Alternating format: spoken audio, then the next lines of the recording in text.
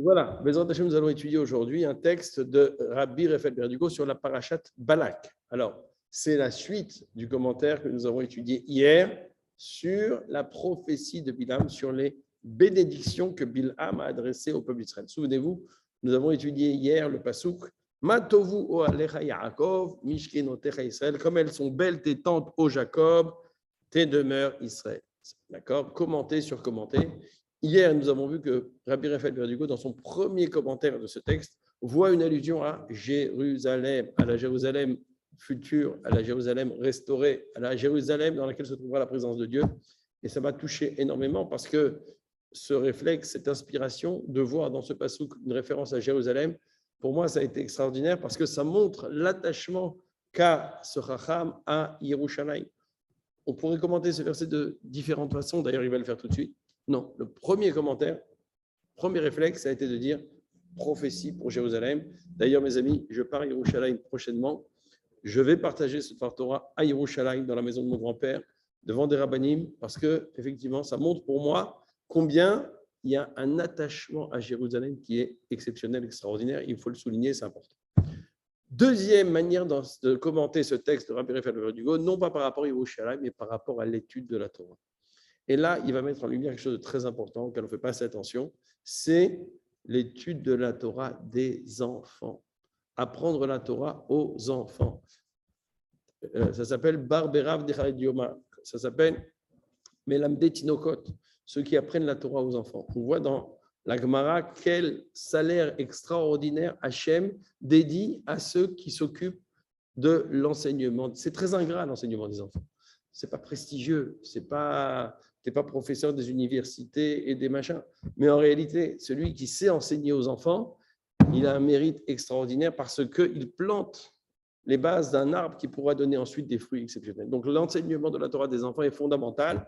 On sait, il va en parler, que Mordechai, lorsque il s'est posé la question de savoir si Hachem allait sauver le peuple d'Israël, qu'est-ce qu'il a fait? Il est allé dans les écoles.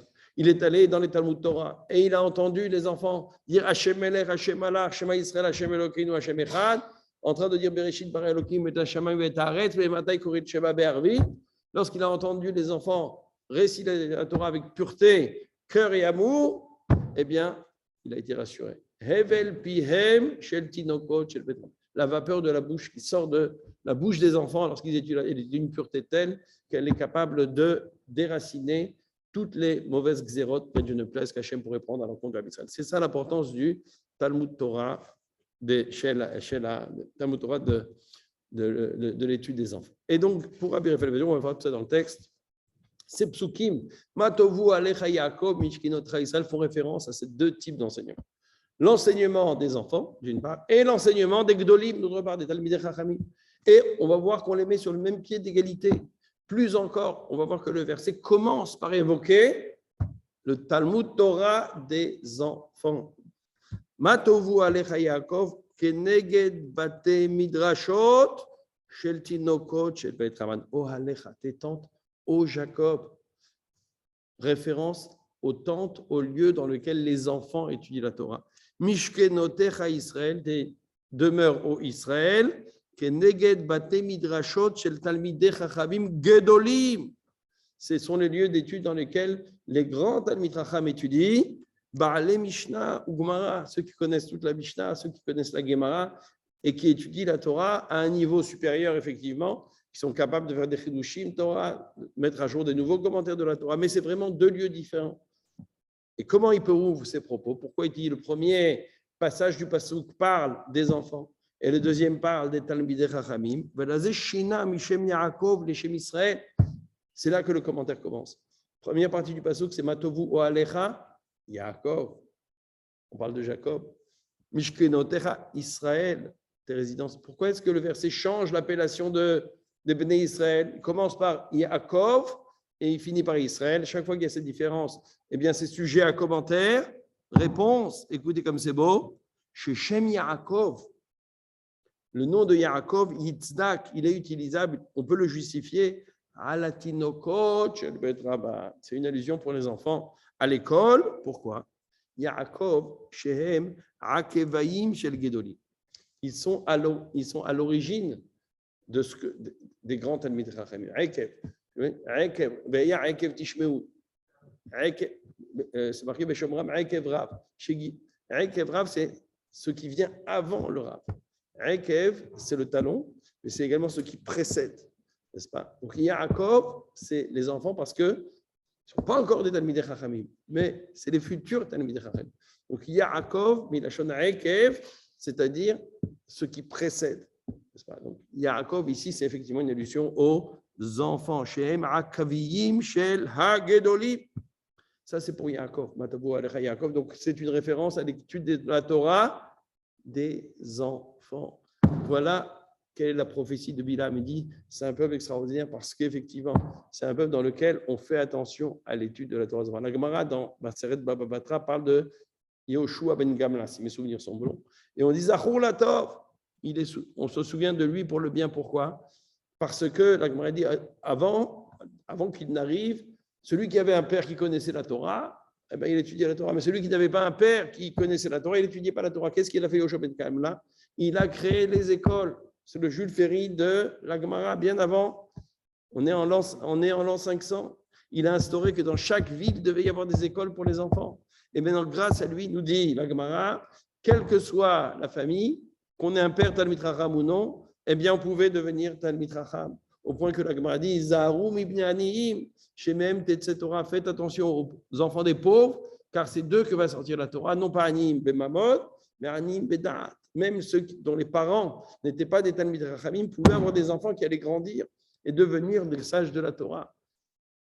Yoshua ben Gamla, c'est de cela dont il s'agit. Et Bilham prophétise en disant, Matovu ohalecha Yaakov, quel peuple magnifique dans lequel se trouvent des tentes pour les enfants pour enseigner la Torah. On ne les néglige pas.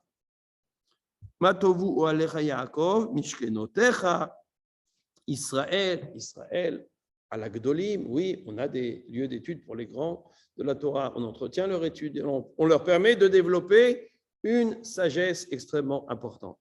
On connaît la suite du verset par cœur, puisque hier on l'a étudié. Kinchalim nitayu, keganim alenaha, ka'ahalim nata Hashem, ka'arazim alemai. N'est-ce pas? Le commentaire nous permet de nous souvenir du pasuk.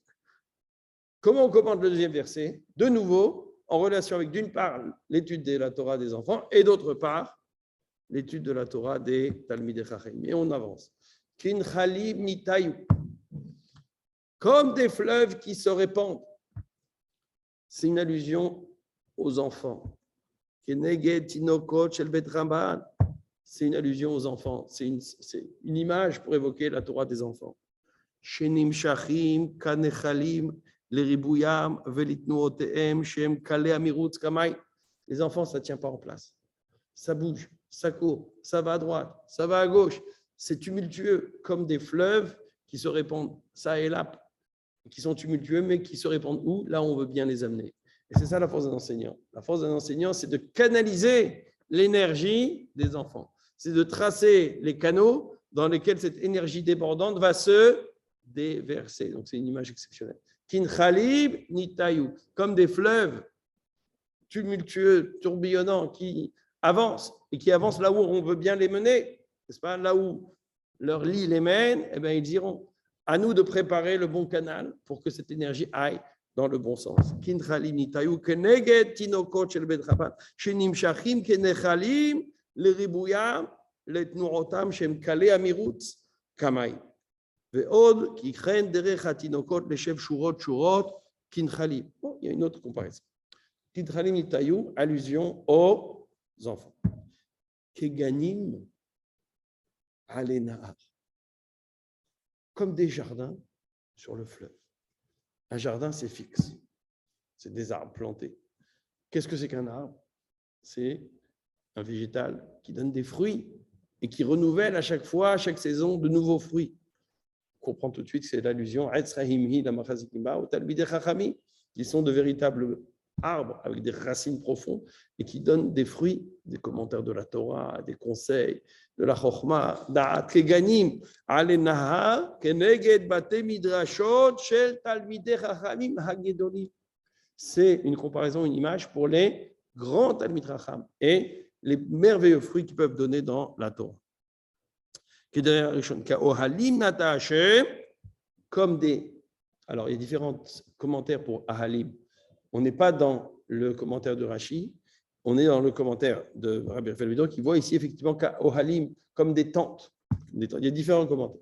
Ici, effectivement, on fait allusion à des tentes. Nata Hachem planté par Hachem, c'est quoi une tente?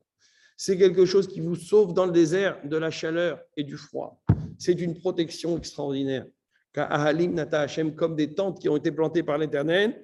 Ici, c'est une allusion à la protection de la Torah. La Torah déjà protège. Souvenez-vous, Tfila Matzla, Torah Magna ou Matzla. La Tfila sauve des problèmes. L'étude de la Torah permet aux problèmes de ne même pas arriver. C'est pas, ça évite le problème à l'origine, ça ouvre le chemin, ça dégage le terrain. C'est ça l'étude de la Torah. A fortiori, l'étude de la Torah des enfants, Ka'ahalim Natashim, comme ces tantes protectrices qui ont été plantées par les Shem, c'est également dit par rapport à l'étude de la Torah des enfants, chez Hevel Pihem, la vapeur de leur bouche, Yeshbor Re'artov, de leur bouche émane une bonne odeur, quelque chose qui est agréable devant l'Éternel, chez En Bochet, dans laquelle il n'y a pas de faute. Ça, c'est Kahalin Ata Hashem.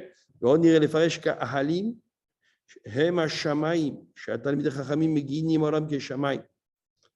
Très bien.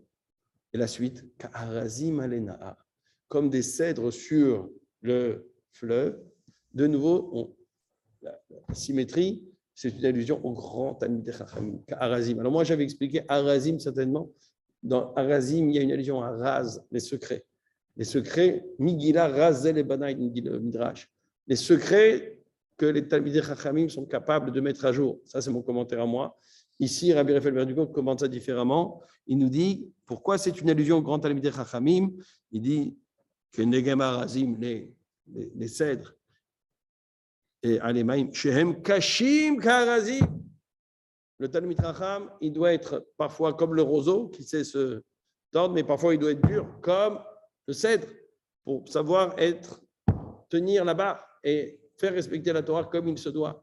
N'est-ce pas? C'est la grande difficulté du Talmid Chacham qui doit être à la fois avenant, gentil, accueillant et en même temps savoir faire respecter la halakha de la façon la plus rigoureuse possible. Shehem Kashim Karazim, כמו מה שאמרו ז"ל, שנמשלו תלמידי חכמים לברזל. Les sages de la Torah sont comparés même au fer, שנאמר, אשר ארץ אשר אבניה ברזל. ולזה אמר, הלמים, c'est une dureté quand même qui s'appuie sur l'eau, שיושבים על התורה שנקראת מים, parce qu'il s'inspire, il s'abreuve de la Torah qui est comparée à de l'eau. Baruch Adonai Le'olam, Amen, Amen.